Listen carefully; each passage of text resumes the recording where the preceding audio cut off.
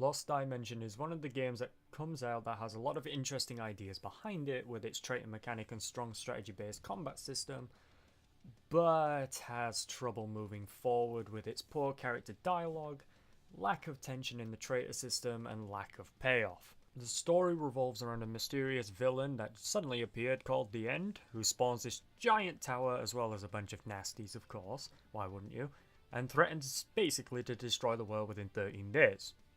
To stop him, as you can guess, more teenagers have to climb the top of the tower to beat him.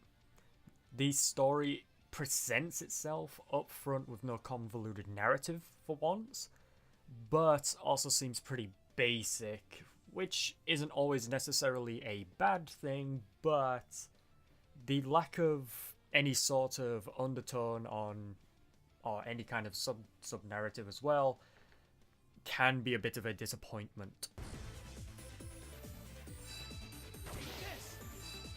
Right, so combat system is you have this massive cone on the minimap. That's kind of the area in which you can move. As you can tell, you can only move a certain amount from your starting point. Once you get into a susceptible range, you can either do a basic attack depending on the character's weapon. Basically magic.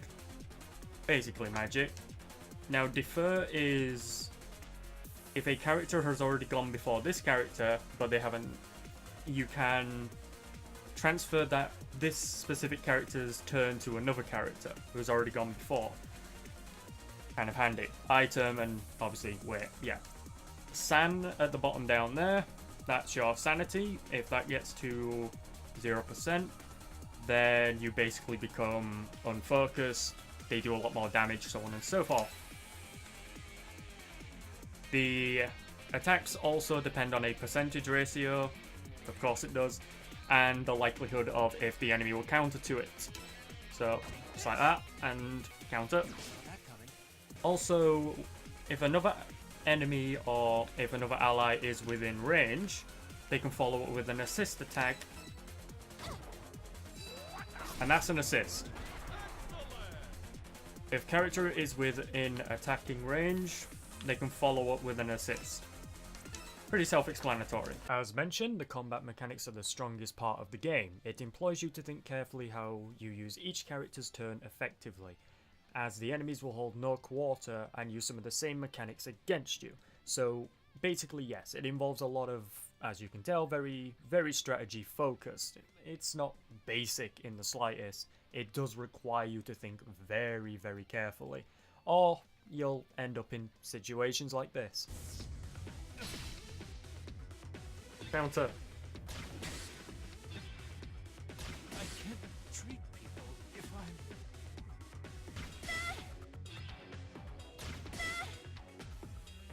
I'm... Oh no. Don't kill her again, for f***'s sake. Holy shit. Let's go. Oh, this is not going well. This could mean serious consequences. Very key features is the mechanic known as the traitor mechanic. After every mission, be it a side mission or be it a main mission, you will notice that the characters within your party, just your party, will speak a line of dialogue. You notice that some of the dialogue will be different from the others by it having a red hue to it. What happens here is the characters who are in your party, they will now speak. One of them, or two of them, or three of them, their texts are going to be red. It's random. You have to figure out whose is the red text. And I don't know what that means. That means something, that they might be the traitor. I don't know. Let's have a look. This could mean serious consequences. Both of them, right, I saw. It was him. It was the big guy. Fuck, I already don't remember the names. I saw two. Which leads me to suspect there's something going on between those two. Eyes focused, let's go. Could there really be a traitor? Though that's a hollow sentiment.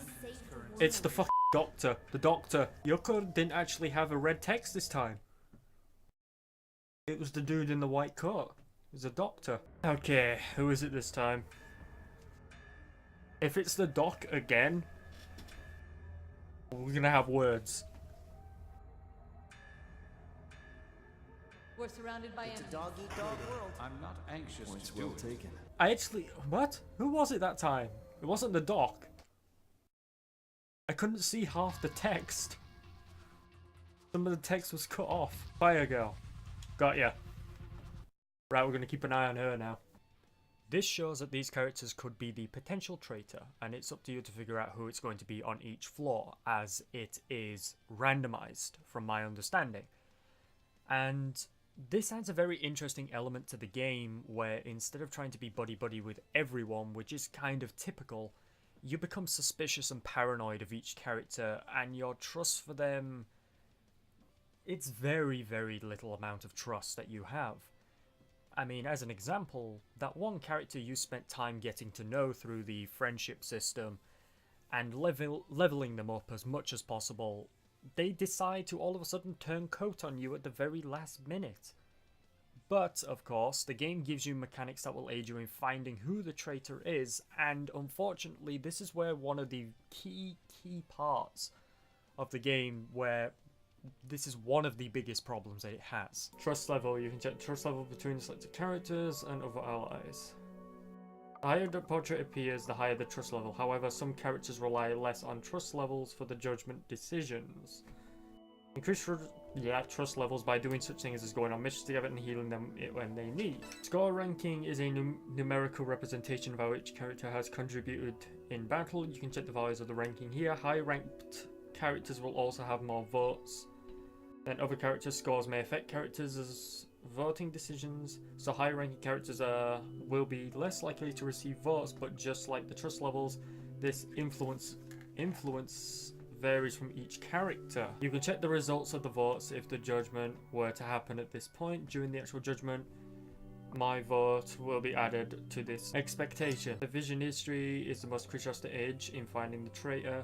This history will display how many suspicious voices displayed in the red during vision screens after each quest. There will be 3 members per stratum who you may hear suspicious voices from. Figure out who you're hearing these voices from by clearing quests and various team compositions and comparing them in the history. Once you have an idea of the voice you're coming from, you can press X for vision history screen to mark them.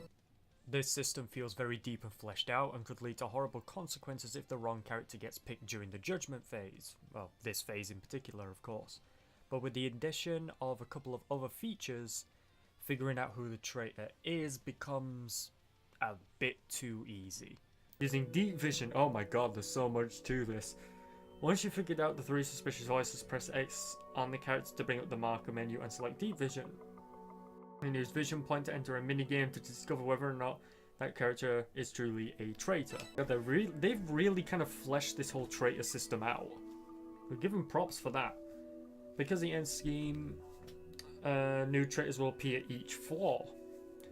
But I didn't hear any suspicious voices from this character on the last floor, but I checked this character with deep vision. And the last floor, and they want a traitor. With each floor, characters may remember their true allegiances. It is an interesting way, and I'm surprised how fleshed out it is, I will admit. Okay, this just got really interesting. I know I keep saying that, but like, yeah. Okay, I'm digging this. I like this. Because it's a strategy RPG that has like, kind of detective-like mechanics to it. Okay, I can work with that. So, the main idea is keep an eye on the both of them for now. However, with all the mechanics the game gives you to figuring out who the traitor is, it almost feels as if the game is too scared to let you figure it out on your own and gives you way too many tools to do so. But, and this is a big but, as mentioned a few lines ago, while it is easy for you to figure out who the traitor is, you have to alter how you play the game to make sure everyone will pick the traitor during that judgment phase, as it's possible it could lead to the wrong character being picked during the judgment phase, and that could obviously lead to very, very bad outcomes, including yourself getting picked.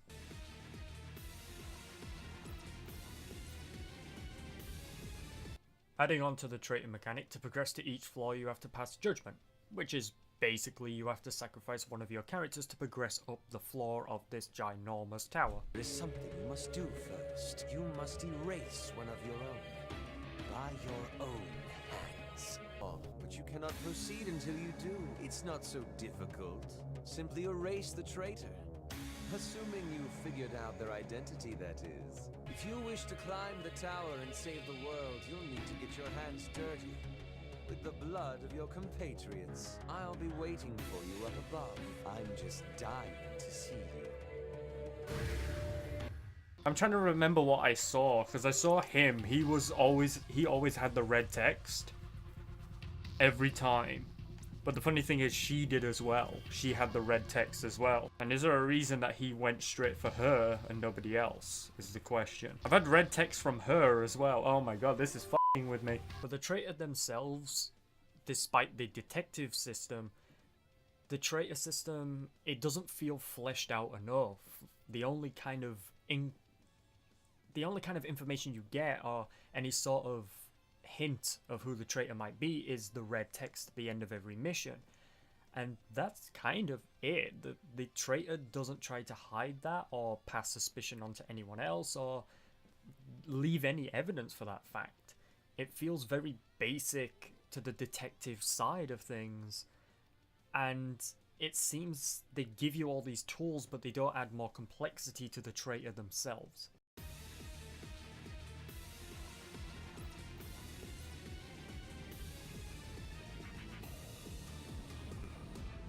Oh, the suspense.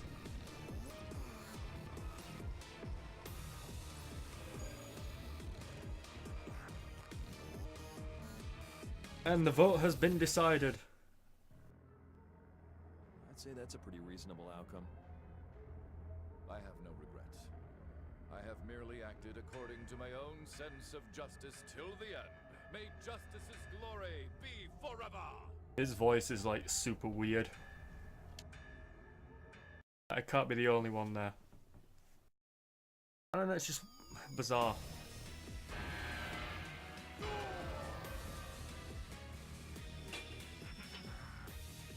Oh, wow.